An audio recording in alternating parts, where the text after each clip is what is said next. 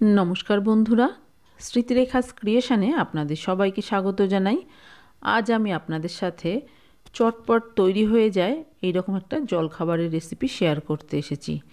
একই পরোটার ভেতরে 4 রকম পুর দিয়ে আমি পরোটা বানাবো। আপনার কাছে ঘরে যে সমস্ত জিনিস থাকবে সেই সব জিনিস দিয়েই এই পরোটা তৈরি করে নিতে পারেন। খেতে তো অসাধারণ হয়। আসুন দেখে নেওয়া যাক আমার আজকের এই স্টাফ পরোটার রেসিপি।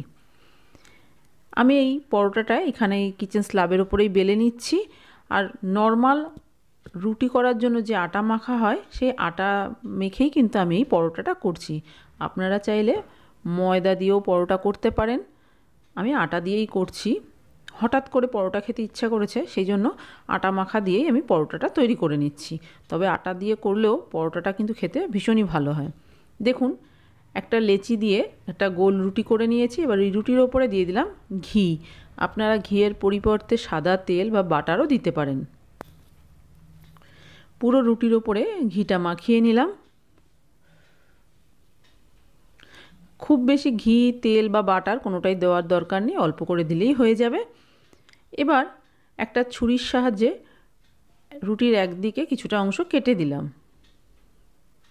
দেখুন, কেটে দিয়েছি। এবার এই রুটির ওপরে আমি পুরগুলো দেব। প্রথমেই দেখুন, একটা সাইডে দিয়ে দিচ্ছি কিছুটা গোলমরিচ গুঁড়ো। আমি এখানে গোলমরিচ গুঁড়ো দিচ্ছি, আপনারা চাইলে লঙ্কা গুঁড়োও দিতে পারেন। আর দিয়ে দিলাম জোয়ান। জোয়ান হজমে সাহায্য করে, সেই জন্য জোয়ান ব্যবহার করলাম, ইচ্ছে না হলে বাদ দিতে পারেন। এবার গোলমরিচ আর জোয়ানটা রুটির একটা সাইডে একটু ভালো করে হাত দিয়ে ছড়িয়ে দিলাম। এবার দিয়ে দিচ্ছি ধনেপাতা কুচি। একটু বেশি করেই ধনেপাতা কুচি দেবো। ধনেপাতা দিলে তো এখন শীতের দিনে যে কোনো খাবার খেতে ভীষণই ভালো লাগে।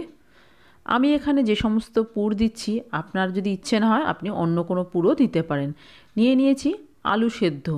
আলু সেদ্ধ করে পেঁয়াজ আর লঙ্কা ভেজে ভালো করে মেখে নিয়েছি। আর দিয়ে দিচ্ছি চিজ। চিজ দেওয়াটা সম্পূর্ণ অপশনাল, ইচ্ছে না হলে বাদ দিতে পারেন। একটা সাইড চিজের দেখুন একটু ভাঁজ করে দিয়েছি, কেননা রুটি থেকে বেরিয়ে যাচ্ছে। 4 রকম পুর দেওয়া হয়ে গেছে। এবার আমি রুটিটা ভাঁজ করে নেব, মানে পরোটার একটা শেপ দিয়ে নেব 3 কোণা। আপনি আপনার ইচ্ছে মতো পুর দিতে পারেন। আমার হাতের কাছে যা ছিল আমি সেটা দিয়েই পুর দিয়েছি এখানে। রুটিটা দেখুন একটা 3 কোণা শেপ দিয়ে নিয়েছি। এবার একটু গুঁড়ো আটা দিয়ে হালকা হাতে পরোটাটা একটু বেলে নেব।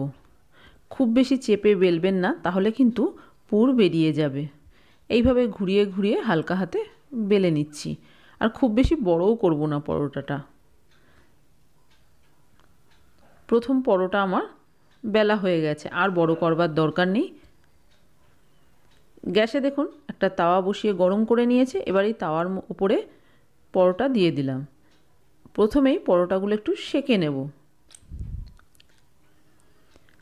উল্টে পাল্টে দুদিকটাই ভালো করে সেঁকে নিচ্ছি। প্রথম পরোটা দেখুন সেঁকে নেওয়া হয়ে গেছে। এই একইভাবে আমি আরও একটা পরোটা সেঁকে নিচ্ছি। এখানে আমি 2টো পরোটা তৈরি করেছি।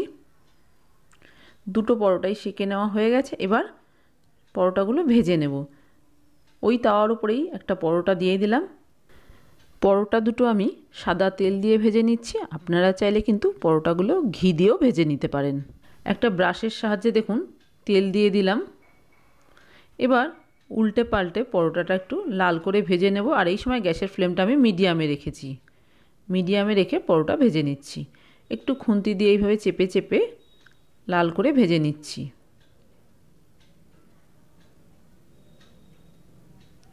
হাই ফ্লেমে ভাজবেন না, তাহলে কিন্তু ভেতর থেকে কাঁচা থেকে যাবে। সেই জন্য মিডিয়াম ফ্লেমে গ্যাসটা রেখে এইভাবে উল্টে পাল্টে একটু খুন্তি দিয়ে চেপে চেপে ভেজে নিতে হবে।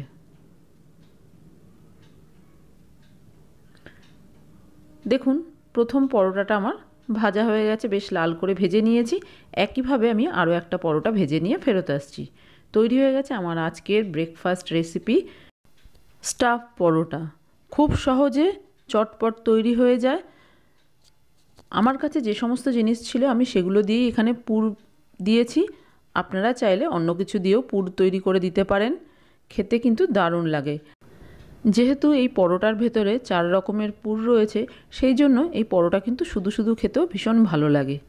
দেখুন পুরটা ভেতরে পুরো ছড়িয়ে গেছে আর খেতে দারুণ স্বাদ হয়েছে। আমি যেভাবে এই পুর ভরা পরোটা তৈরি করলাম, একবার এইভাবে বাড়িতে বানিয়ে দেখতে পারেন। আশা করি আপনাদের ভীষণই ভালো লাগবে। আর যদি আমার আজকের এই স্টাফ পরোটা রেসিপি আপনাদের ভালো লেগে থাকে, তাহলে প্লিজ একটা লাইক, শেয়ার, কমেন্ট করবেন। আর আপনি যদি আমার চ্যানেলের নতুন বন্ধু হয়ে থাকেন, তাহলে আপনার কাছে একটাই অনুরোধ, আমার চ্যানেলটা সাবস্ক্রাইব করে আমার পাশে থাকার। আপনারা সবাই খুব ভালো থাকবেন। আপনাদের সাথে আমার আবার দেখা হবে অন্য কোনো নতুন ভিডিওতে, নতুন কোনো রেসিপির সাথে।